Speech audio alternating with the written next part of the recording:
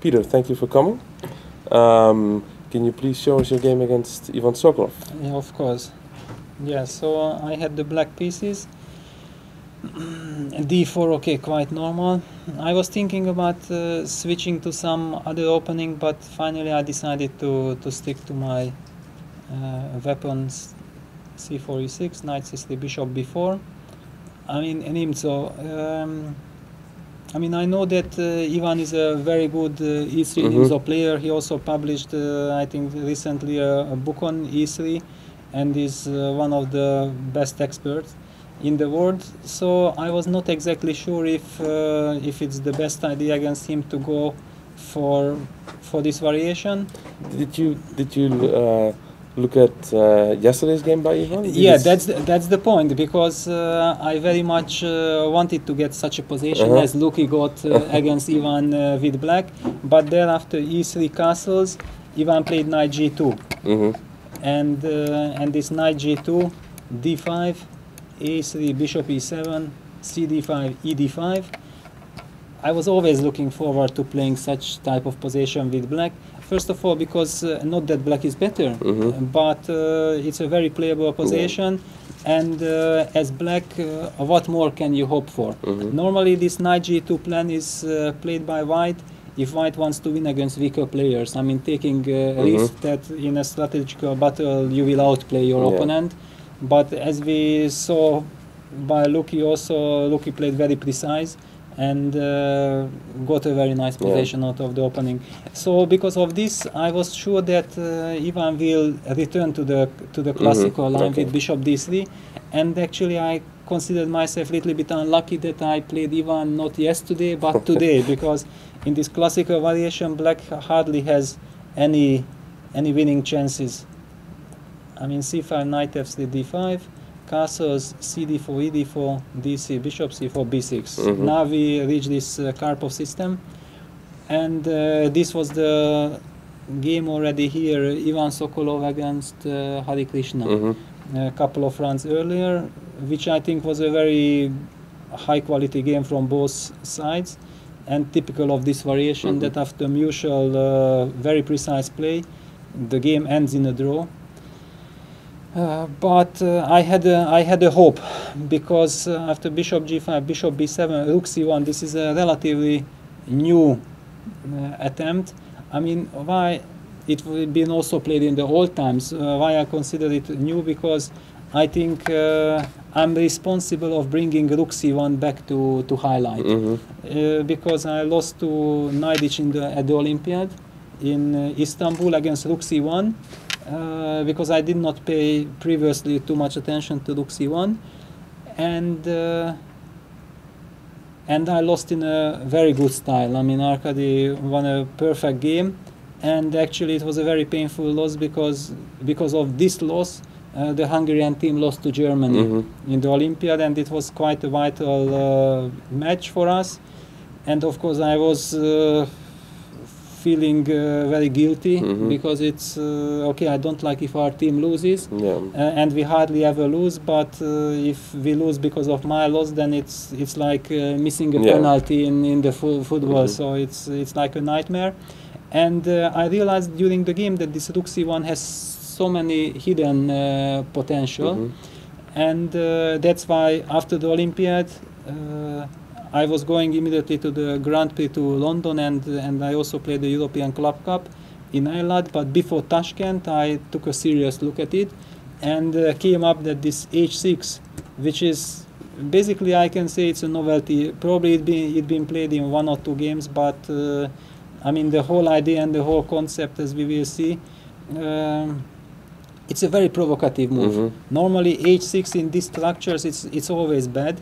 I mean, at least it's very risky, but many times in other type of position, white goes back with the bishop to f4, and later also with queen d2, bishop takes h6, sacrifices can come. This is quite typical, but here bishop f4 simply makes no sense, because this is a different type of position. So after h6, bishop h4 is forced, and of course it's the move, and now knight c6. And the whole point is that what I'm playing, bishop d3, bishop e7, is strategically correct, but because with the pawn on h6, white has all kinds of attacking ideas to try to punish this h6 move. Because as we will see, bishop e7, bishop b1, rook c8, rook e1. Basically, this was exactly the same position in the Hare Krishna game with the pawn h7 and bishop on g5. But here now I can play knight h5, and this is the whole point, that if knight h5 can be played without getting punished, it means that black solves all his strategical problems and will look forward to a very pleasant game. So, for example, bishop takes e7, knight takes e7, and in this case h6 was an exclamation mark move, not a question mark move. And now white has no attack at all, and black simply has a very nice very nice position playing against the isolated pawn with all his pieces perfect. And if white plays bishop g3, then after knight takes g3, h takes g3, bishop f6 comes in time, and I'm hitting the d4 pawn. And now queen d3, g6. Not only the pawn on d4 is hanging, but I'm even threatening to come with knight d4 tempo. So white is missing even his tempo with a3. Because if pawn would be on a3, then I don't know, like rook cd1 could be playable for white still. But here he is simply not in time. So because of all this, this was the problem of Ivan, that he understood all this. Yeah, that okay, with all the normal ways, this case then h6 is good, but it cannot be. If it's so good for black, then why nobody has ever played it before? And that's why he wanted to find a way to punish. And it's clear that if white plays queen d3, then after g6, rook takes e6, there is knight f4, which is the main defensive resource. And that's why it was very logical and very tempting to punish me with queen c2.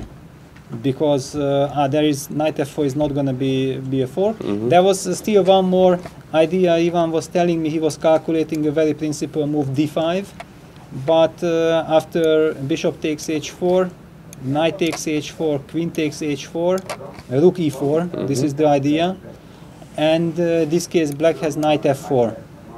And finally, if white starts to collect back the material, then it will turn out that black has the decisive attack and also a pawn. And after g3, there is simply knight h3 check, and king g2, there is also knight takes f2 a possibility. And now, for example, g takes h4, knight takes d1, d takes c6, bishop takes c6, and the rook takes d1, f5 wins for black because of the pin. So Ivan told me he saw all this variation. He was calculating. He was trying to find a way to prove that this is wrong. He's a classical player with a big understanding of these positions.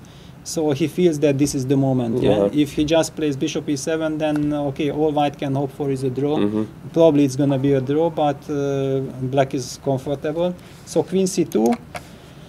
And his problem was that g6 looked like a losing move, but f5 seemed to be a playable move. After f5 it was also not clear, but f5, bishop g3, I think it's probably very, very risky for black, because I can never win this bishop, and my structure is very much compromised.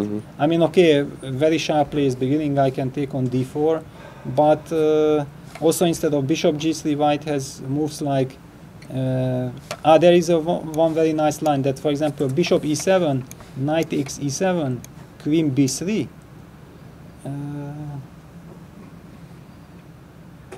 Knight f4, and after rook takes e6, it would be okay for white if black takes the exchange with nice compensation, but as in this type of positions, there is always some tactic, and bishop d5 suddenly wins because of the c1 rook.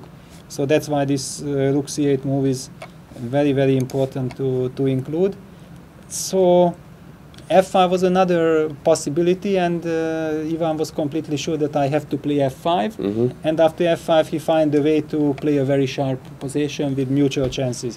but suddenly I played g6, and now white has nothing else than to play rook e6, otherwise he will simply lose a pawn, and nothing makes sense. And after rook takes e6, suddenly comes knight f4. Incredible shot, because I lost a pawn. It looks like white has a mating attack coming, and I'm making this quiet move, knight f4. And all I could remember, because I was checking this position before Tashkent, I think, and computer was showing that black is simply clearly better. Yeah. I mean, suddenly over the board I got confused because there are so many different move orders, if this is exactly the position or not, but I saw that it can only be this, and I did not see what he can do, because the incredible thing is that after rook e4, knight b4 is working. White is missing his pawn from a3. Yeah. It would never be a motive with a pawn on a3, but like this it works. And after bishop takes e7, I can take the queen. Knight takes c2, bishop takes d8. Normally in all kind of these takings, white is gaining material, but not here, because the rook is hanging and I can take the rook. And then not only the bishop is hanging, but also rook takes c3, bc knight e2 check is coming with another fork. So basically, the only thing which little bit worried me over the board, I was of course very happy that finally I managed to use this very nice piece of work in a game. Normally it never happens, but now I was lucky enough to get it. And here this move queen d2. Queen d2 was a move that worried me a little bit over the board, because if I take now bishop takes e4, very logical, then bishop takes e7, queen takes e7, and white has this incredible move rook e1. At least that's what disturbed me over the board. Now I'm rook up and it's my move, but I'm not sure that black has any way to win here. Maybe I will just get a small stable advantage, not more, but rook e1, this is the key move, because after bishop takes e4, another tactical shot, knight takes a2 seemed to work. And after queen takes f4, knight c1, queen c1, also queen e4, and also rook c3 wins. So, but rook e1, I was really not completely sure how to react. I can of course play knight bd5, simple, solid, but it did not look like it should be +1, as computer was claiming after this knight f4. So, is this where he made a critical, like decisive mistake, not playing? No, probably if we would switch on the engine, the engine would show line for black, which is direct and very good. But I think that this was the only chance. I mean, good or bad, white should have played this, but we should not forget that we are humans, and once you realize that you miss something, and now you are, probably he also understood at this moment that I'm in my preparation after all, because I spent some 15 minutes on rook c8, trying to evaluate if I should play rook c8 or knight h5 immediately. And actually, precisely because of this variation, I chose rook c8 over knight h5. Knight h5 is, I think, a solid move, but there was this trap, and a very tempting trap, and it worked. So after knight f4, rook e7. Actually, also I considered here after rook e4, knight b4, queen d2, that maybe I can simply take bishop h4, and then just win an exchange with bishop g5. I thought that it's more human and more practical over the board, but I'm not sure what is exactly the best. But rook e7, I mean, very natural, because he wants to get the black squared bishop for the exchange, and queen d2. White's problem is that he would like to play rook e1, of course, but after rook e1, black simply has a rook e8, and now I'm threatening with the jump knight d5, even so that I'm giving, I mean, bishop takes f3, g takes f3, knight d5, giving the queen, but I'm mating him on e1. So this rook cannot find a a good line. I mean, a good file. On c1 it was pinned, now on e1 is pinned. And thanks to this knight on f4, all kinds of tactics are coming. So queen d2, sad necessity, because g5 is not a weakening but a stabilizing move. And knight e5. Maybe knight e5 was the critical mistake, but I thought that it was a practical choice, because after bishop g3, but bishop g3 was maybe objectively better, because then after knight eg6, white can take bishop g6. I mean, it's a very sad stuff, but f takes g6, and now he has to take on f4. Rook takes f4, and the knight cannot move, but white might have d5. And bishop takes d5 is met by rook d1, by pin. So black probably plays queen d6, followed by rook f8, and then g4 is coming. I mean, and black is a healthy exchange up. So probably it's also should be winning for black. But after knight e5, but on the other hand, after bishop g3, this is very direct. With knight e5, he gave me a big choice, and I spent a lot of time here, because I understood there should be a win, and I have so many options. I can take on g2 at almost any moment, but which moment is the best? And finally, I played the move which I wanted to play instantly. I mean, the first instinct, knight eg6, just to get rid of this knight on e5. But actually, I considered bishop takes g6 as his only hope. F takes g6, bishop g3. And now anyway, I'm taking knight takes g2 and try to push d5. But these positions are anyway hopeless, because black returns. Here black simply returns knight f4. The move that bothered me was queen d3 here. It's a very strange move, because he is losing one more tempo, but there is no easy way to protect g6. If queen f6, then knight g4 can be played. Also knight d7. Also knight d7. Sometimes possible. There were lines like queen c6 and knight takes f8, knight f4, but these things are never really working because of d5. So here, that's why I spend a lot of time on knight eg6, because after queen d3 I wanted to find a good move, and finally I considered that I will simply play queen e8 here. And when I convinced myself that, okay, I should not be afraid of some threats, after all, instead of resigning, white should get some play steal. And I will come back with knight to f4 and simply stabilize the position. So, for example, if white takes on g6, and rook f6, knight e5, knight f4, bishop f4, rook f4, followed by even queen h5 and rook f8. Okay, it should be. I mean, in Marshall, we are pawn down. Here we are exchange up, so it should win. Queen e8 should do the job. And otherwise, then knight g6, f takes g6, bishop g3. But here I can simply take knight g2 without getting punished. There were still some interesting lines. I mean, chess is a crazy game. After all, queen c2. Queen f6, there is a move knight e4, which is incredible, because it looks like it's terrible move. I mean, black should simply play queen f7 and black wins. But it's very interesting that if you take bishop e4, looks like it's a win, but white has suddenly queen takes c8. And that's why I meant chess is a crazy game, because it's not even clear what is happening. I mean, after rook c8, king h7, bishop e5, white wins. Yeah.